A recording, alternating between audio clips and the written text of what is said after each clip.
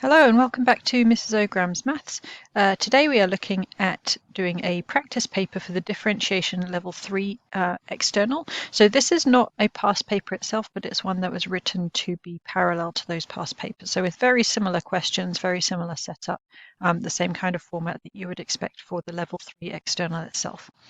Okay, so question 1, we're asked to differentiate. So we are using the chain rule on this one. Bring the 3 down, reduce the power by 1. Leave the middle bit unchanged to begin with there, and then times it by the derivative of the inside. So that would be 5 minus 2x. We do not need to simplify that any further. You can leave it like that for achieved, but if you did, it would look like this. Next, we're finding the gradient of the tangent of this curve at this particular point. So gradient of the tangent is the gradient of the curve at that point. So that's what we will do. So dy by dx on this function here, we are differentiating trig functions. You can look those up on your formula sheet. So sine becomes positive cos. The 2 would then also get multiplied by the 3 that's inside of it, so that becomes 6 cos 3x. Cos becomes negative sine, and also gets times by the 2 that's inside of that function. So when x is pi by 6, we'll substitute in like so, and then just transfer that over to your calculator.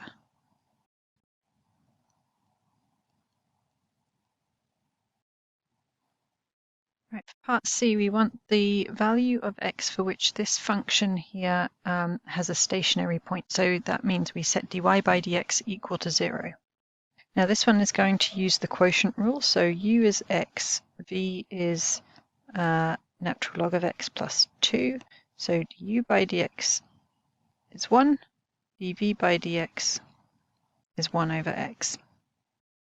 So then dy by dx is v du by dx, so this one times this one, and this formula is on your formula sheet for the quotient rule. Take away u dv by dx, so that'll just be a 1 if we do x times 1 over x, and then all over v squared.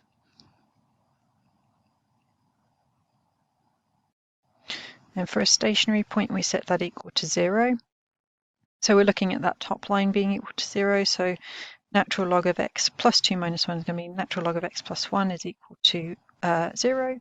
Natural log of x minus 1. And to undo the natural log, we do e to the power of, so that's the opposite function of natural log of x. So x is e to the power of minus 1, which is 0.3679. And I've done 4 decimal places. You should, most of the time you'd be rounding to 3. I just got off of doing some stats questions where we usually do 4 dp. Next question, we've got a curve with this equation here. We want to show the equation of the tangent at this particular point is going to be this. So we're going to start out by just trying to work out the equation of the tangent to this curve at that point. So we'll be using the formula y minus y1 equals mx minus x1. We have a coordinate to put into it, but we need to work out the gradient. Okay, now this one is a product rule, so u is x cubed, v is cos x. Du by dx will then be 3x squared, dv by dx is minus sine x. So then dy by dx, we multiply u by dv by dx, so we've got minus x cubed sine x plus v du by dx, so 3x squared cos x.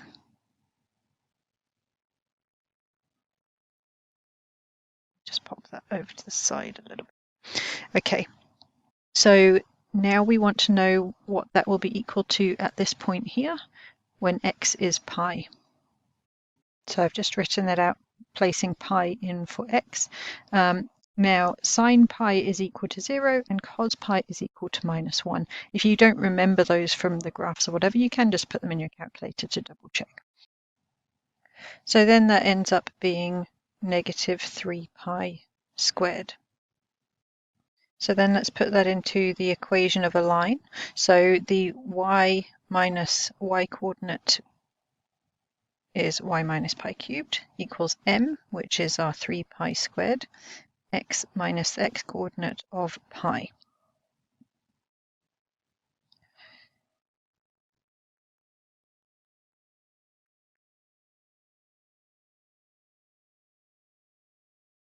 Okay, so then if we rearrange, we get y plus 3 pi squared x will be equal to, I've just spotted there, that should have been a plus there, will be equal to this 3 add on, so this 3 here, adding on that minus pi, taking it over, bring it over, gets us the 4 as was required. All right, for the excellence question on this one, we've got this cylinder sitting inside of a sphere that's radius 50, and we want to find the maximum possible volume of the cylinder. So we are going to need to work out a formula for that volume and try to maximize it. So that would mean we would differentiate it, set it equal to 0. So let's start off with figuring out the volume of that cylinder. So the volume will be equal to pi r squared h. Just finding the area of the circle, multiply it through by the h. But we can't differentiate this yet because it's got two different terms in there, the r and the h. We want just one of them.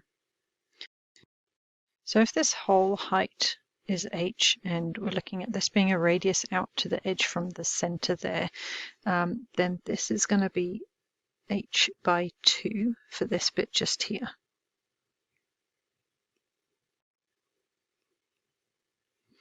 So r squared plus h over 2 squared will equal 50 squared.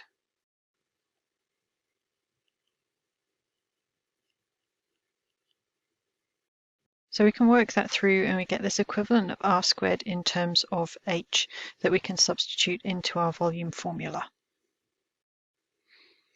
So now we have got our volume all in terms of h, and I'm going to multiply out that bracket to make things a little easier. So we'll have 2,500 pi h, and then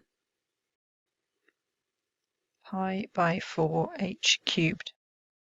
So now we'll go ahead and differentiate that function. We're differentiating the volume with respect to h because h is the variable in this situation. It's the thing that can be changing that would cause differences in that volume. So if we differentiate with respect to h, we will get 2,500 pi and then 3 pi by 4 h squared. Now if we're maximizing, we will set that equal to 0 to look for that maximum point. So we get h squared is equal to 10,000 over 3. H would then be the square root of that. So that would be 100 over root 3. I'm leaving it in surds just to keep the accuracy at this point. Now to find the volume at that point, because we don't want to find when it happens, we want to find what the actual volume could be. So we'll also need the r squared. So if we put it into this again, we can work out r squared. So we'll get r squared is equal to 5,000 over 3. Now, final step, put that into the volume, or rather we'll say the maximum volume will be, and then working it out comes to 302,300, and I'll just check on the units. We had up here was centimeters, so this will be centimeters cubed. Okay, continuing with question 2, we start off with a quotient rule here. So u is sine x, v is x squared, du by dx will then be cos x, dv by dx is 2x. So dy by dx is v du by dx, so x squared cos x, minus u dv by dx all over v squared. Okay, part B. We've got this value. It's the value of the car in dollars. T is the age in years. Calculate the rate at which the value of the car is changing when it's 5 years old. So rate is about differentiation, so we'll differentiate this formula here.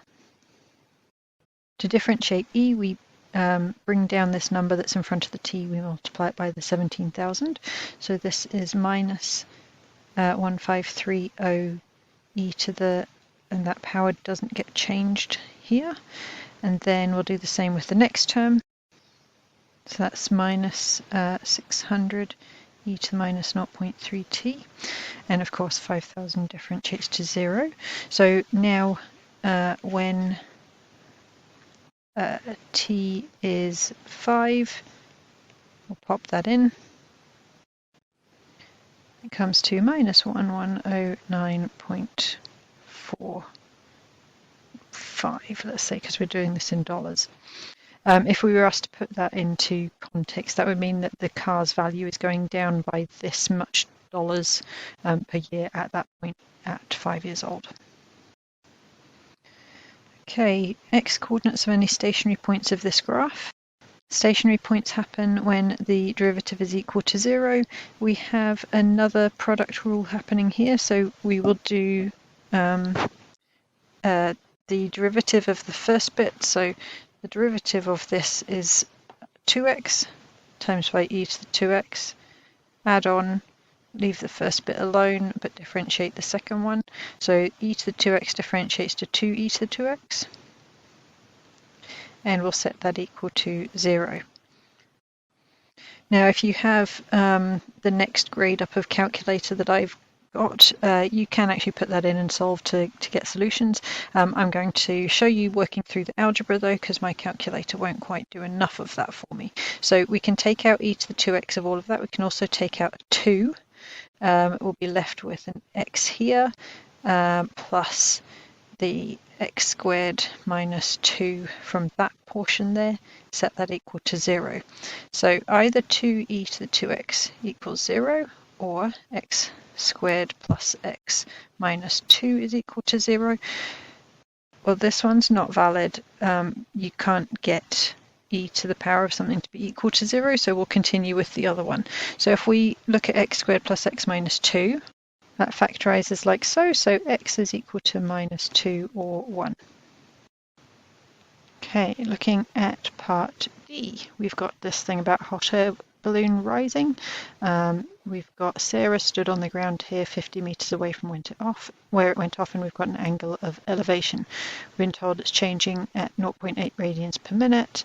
We want to know the rate at which the balloon is rising when it is 30 meters off the ground. So we'll begin by writing down some of the information in calculus terms. So the thing we're being asked to do, let's first of all call that h.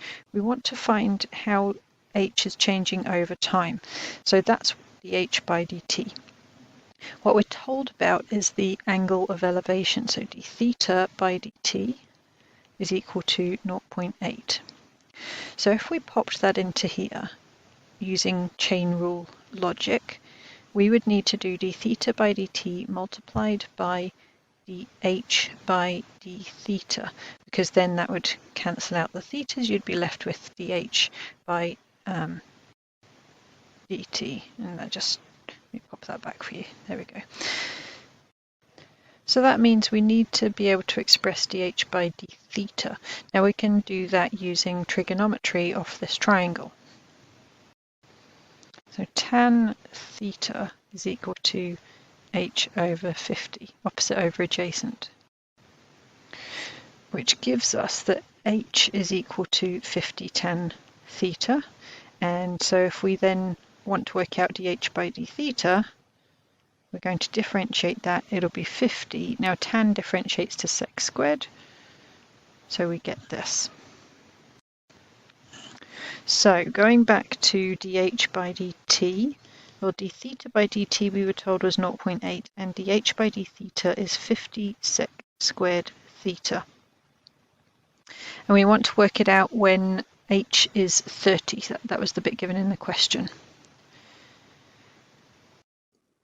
So when h is 30, we'll need to work out what theta is, so we can put it into this equation here.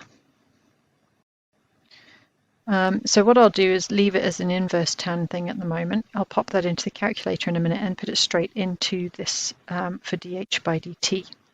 So then dH by dt will be equal to, well, if we hop over and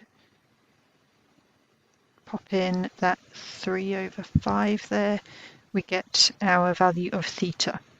Now sec squared is 1/cos, so remember this is 0.8 times 50/cos theta all squared. That's what that actually means.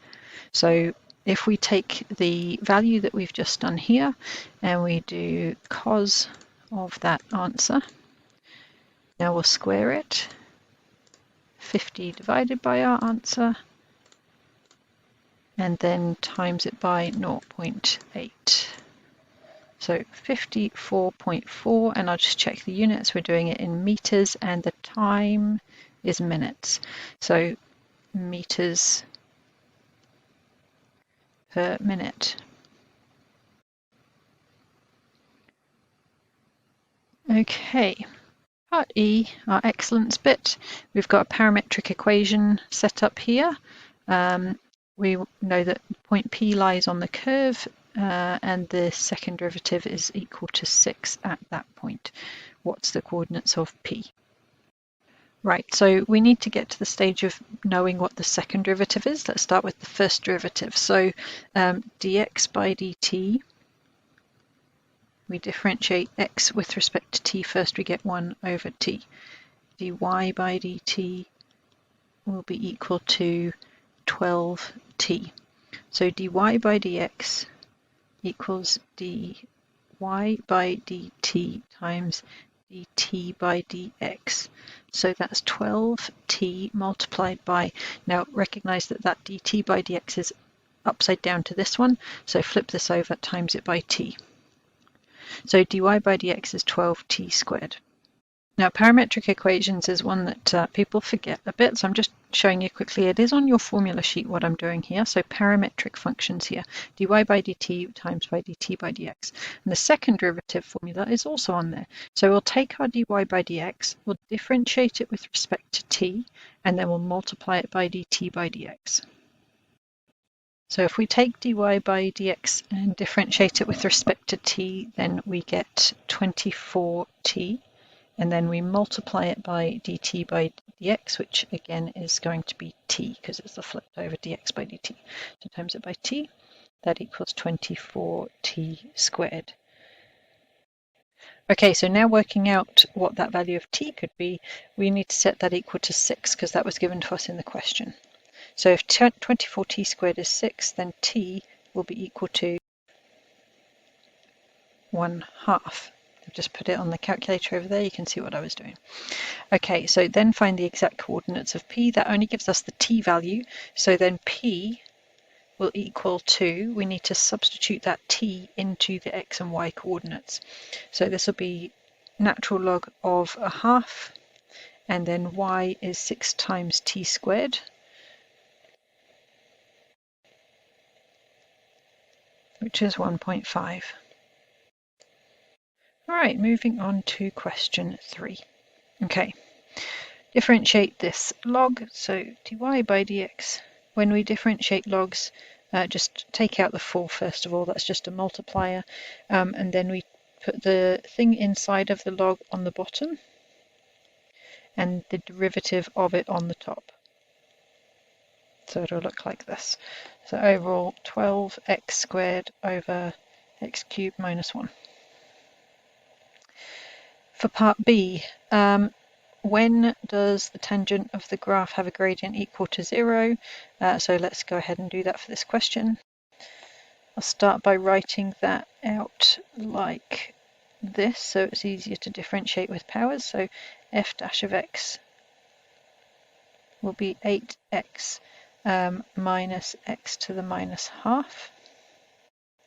And we want that gradient to be equal to 0. So 8x will be equal to, if I take that over to this side, and then just turn that into something a bit easier to recognize. And then we've got 8x root x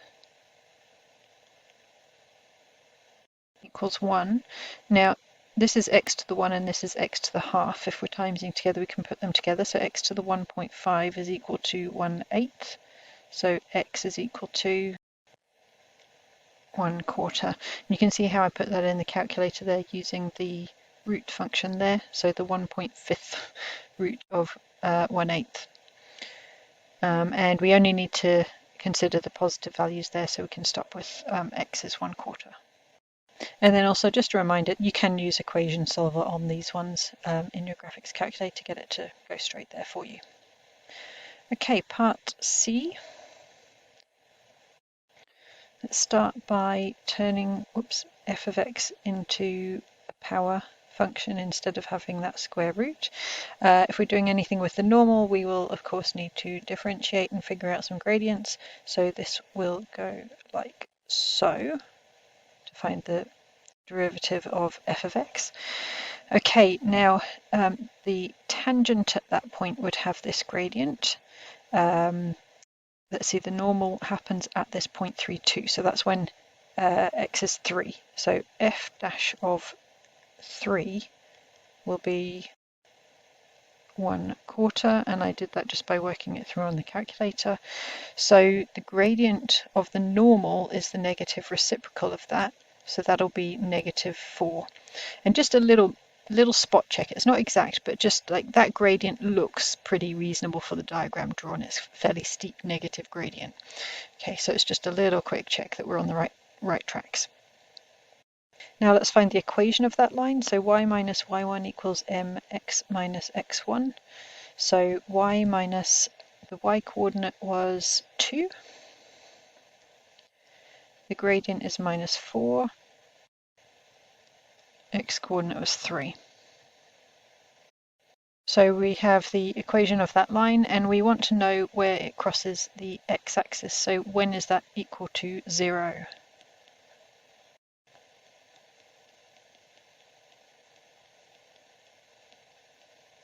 That happens when x is 3.5. Just checking, we just wanted the x coordinates of that point P, so we're all done.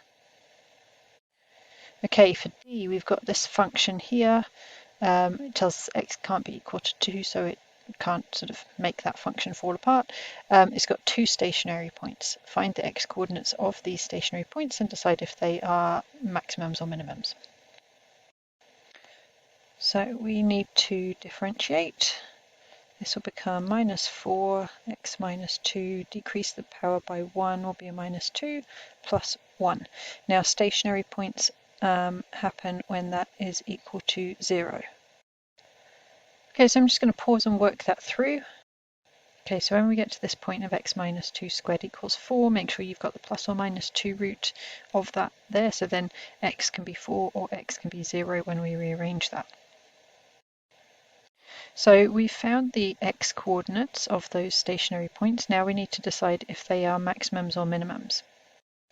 So for that we need the second derivative, so f double dash of x will be equal to 8x minus 2 to the minus 3. So when x is equal to 4,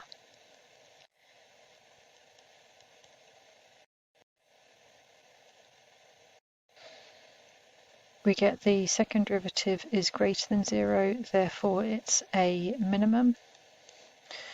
And when x is equal to 0, we get it less than 0, therefore it's a maximum. All right, last one, excellence part here. So we've got this curve with this equation. We want to show that this is true. So we need to work out dy by dx, d2y by dx, and pop it into this and show it equals 0. So we're going to be doing a fair bit of product rule by the looks of it. We've got this one times this thing here. So let's start by working out dy by dx. So the derivative of one of them times by the second one plus the original of the first one times by the derivative of the second, like so, and I'll just tidy that up. Alright, second derivative. Well, the first term is -2e to the minus 2x. then we have a product rule happening. So we've got the 2e to the minus 2x times the derivative of what's inside that bracket, plus the bracket times by the derivative of 2e to the minus 2x, so minus 4e to the minus 2x. And again, I'll tidy that up. Right, so 0.5 d2y dx squared plus 2 dy by dx plus 2y would then be equal to 0.5 times all of this bit here. So actually I'm just going to do that straight away because that's an easy one, just half everything that's there. So minus e to the minus 2x minus e to the minus 2x. Oh, actually I should have recognised I could put them together already. So we've got two lots of them. So minus 2e to the minus 2x plus 2x plus 1 e to the minus 2x. Okay, now two lots of dy by dx, so two lots of this thing. So plus 2e to the minus 2x minus 4e to the minus 2x x plus 1. Now I'm just going to rearrange this one to be in the same format as this one so we can see that a little more easy. So I'm just going to move the bracket over to the other side of the e to the minus 2x. Okay, and finally adding on two lots of y. Well, y is this much up here, so x plus 1 e to the minus 2x. And again, I'm going to switch those two over just to make them easier to compare with the other stuff that we've got going on.